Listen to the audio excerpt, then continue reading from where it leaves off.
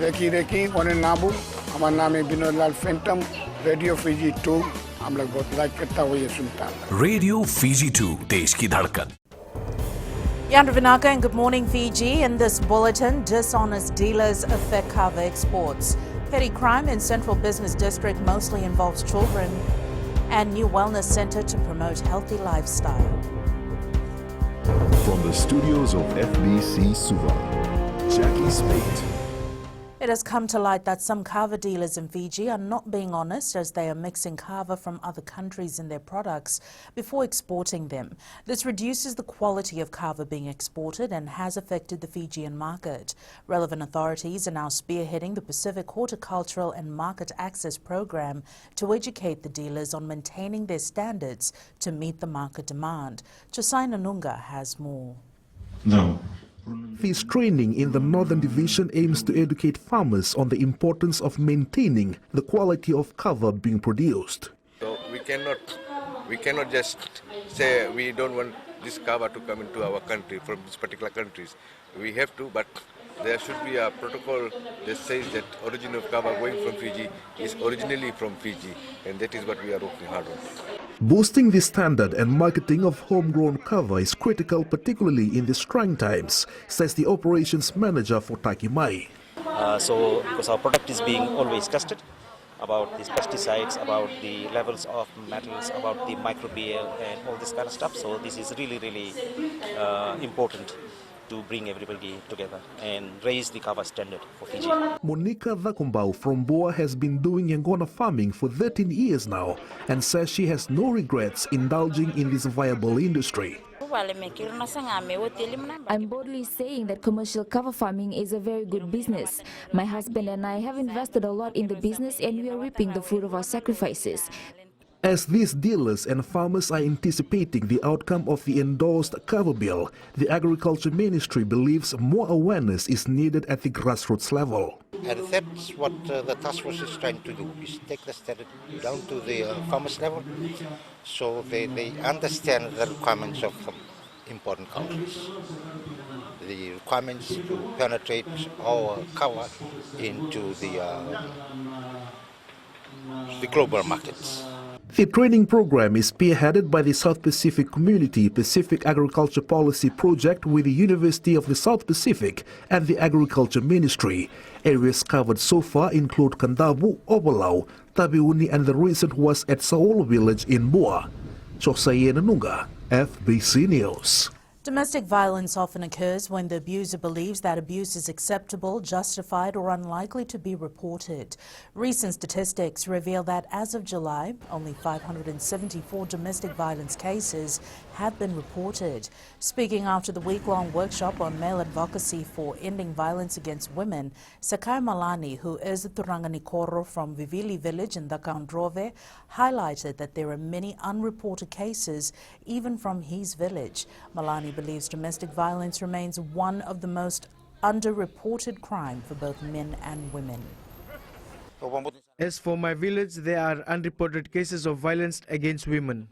However, there might be some incidents that are happening in a few households. I will go back to the village and as a Turanganikoro, I will advise the villagers, especially women, to report this issue if they happen to encounter it in future. Fijians have been waiting for as long as 10 years to receive a response from the Housing Authority on their application for lot allotments. This is one of the main concerns registered by the Public Inquiry Committee, tasked to look into the possible irregularities and fraudulent transactions in relation to the allocation of lots by the authority. The committee held consultations in the north last week. Chair Seema Shandil says the lack of correspondence from Housing Authority staff have left Fijians frustrated and in the dark on the status of their application for housing lots. There were also concerns raised whereby people were quite worried, saying that, now because they are aging, they are very close to their retirement age, they may not be able to own a home. They have already, lodged their applications, like 15. Some of them have lodged their applications in 1990s, and to this date, they have not received any correspondence. The inquiry committee will submit its final report at the end of this month. The Suva City Council has noted that pickpocketing and petty crime in the Central Business District mostly involves children. Chair of Special Administrators Isikeli Tikunduandua told FBC News this is concerning and indicates the lack of parental supervision. These petty crimes involving young adults are mostly happening in crowded areas near the bus stand and the market. Isikeli Tikunduandua is reminding Fijians to remain extra cautious with their belongings. To be vigilant in the way that they go out and ensure that they protect their valuables, and to ensure that when they go out they lock their vehicle, and just be observant where you go, the time that you go out to. Don't be, where you're not supposed to be, the hours that you're out there, and practice safety, go in groups.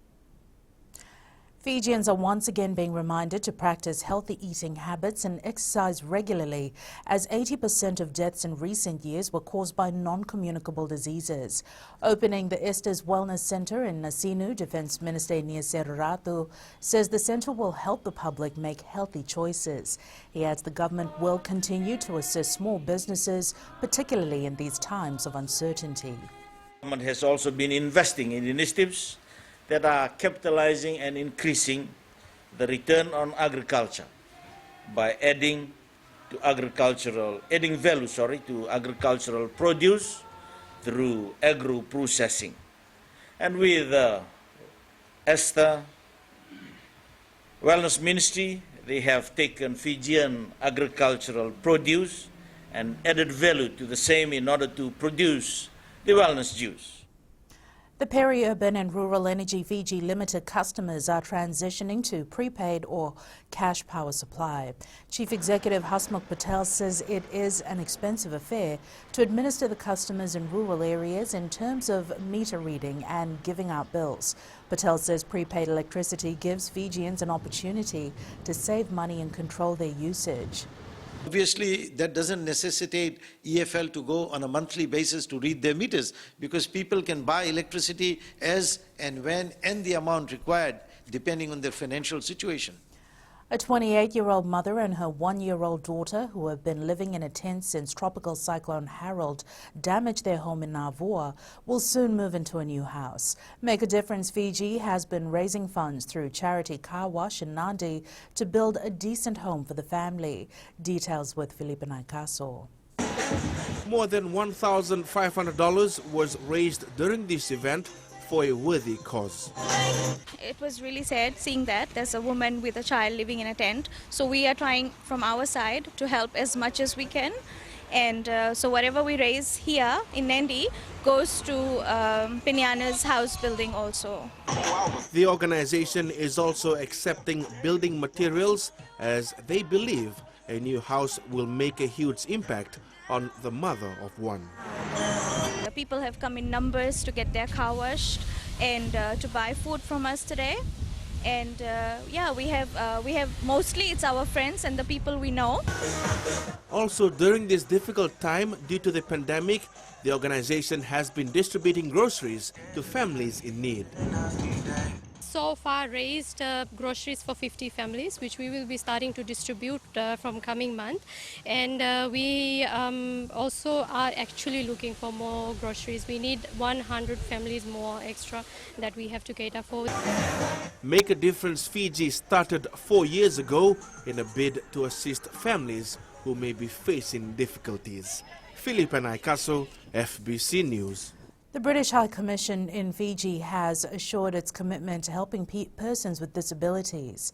Deputy High Commissioner Paul Welsh says the British government ensures there is equality for all, especially during the pandemic. The High Commission donated $3,000 to the Right Empowerment and Cohesion Project, an initiative under the Ministry of Children and Poverty Alleviation.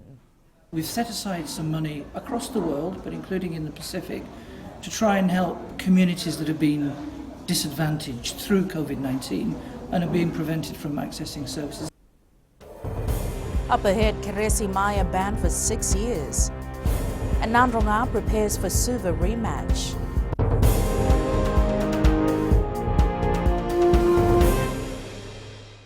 Hi, Hi, Bula. I'm Selai from Nandi. I love Gold FM, only the classic hits. Gold FM, only the classic hits.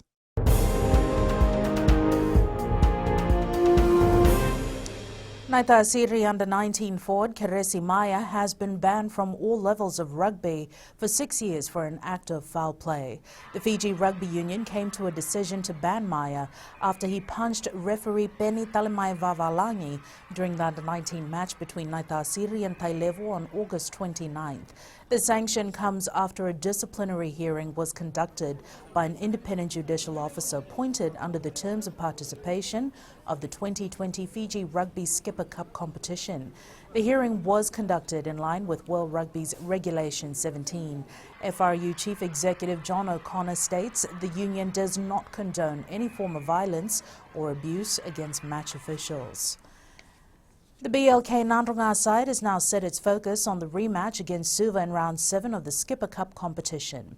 The Stallions, who edged Suva 15-13 in the opening match in Lawanga Park, know the capital city side will be out for blood after thrashing Fairbrother title holders Namosi 37-12 over the weekend.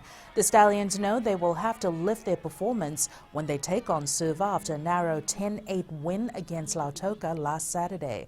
Captain Abisalome Wangatambu says it was hard work that helped the side secure the win over the Maroons. The boys give the best. They keep on fighting until the end. So to get their penalty, it's a big advantage for us. And thank the boys for the hard work. The win over the AMPS Industries Nasino football side was a much-needed one for the Rewa football team. Head coach Marika Rondu made the comments following their 1-0 victory over the Giant Killers in their Vodafone Premier League clash at Ratadakambao Park on Sunday. Rondu says bagging the 3 points was crucial as they look to maintain their spot at the top of the table. The result we will take, I think, to maintain our position at the top. I think the 3 point was important for us. You see, towards the game, the boys did not play normally. When I say normally, keep possession, build the game from the back. Because I understand the behavior, because they want to keep the 1-0 win.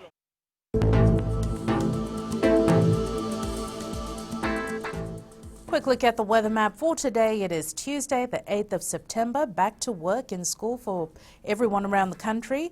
Expect generally fine weather to prevail today, with cloud covers expected in the afternoon and into the evening for the interior parts of the larger islands. And that is your FBC Morning News. Join us at 1 p.m. and 7 p.m. for our major bulletin. Remember, in times of crisis, you need factual news that you can trust. Stop believing fake news about the COVID-19 on social media.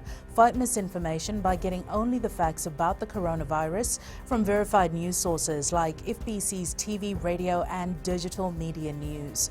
www.fbcnews.com.fj. Keeping Fijians connected with the truth.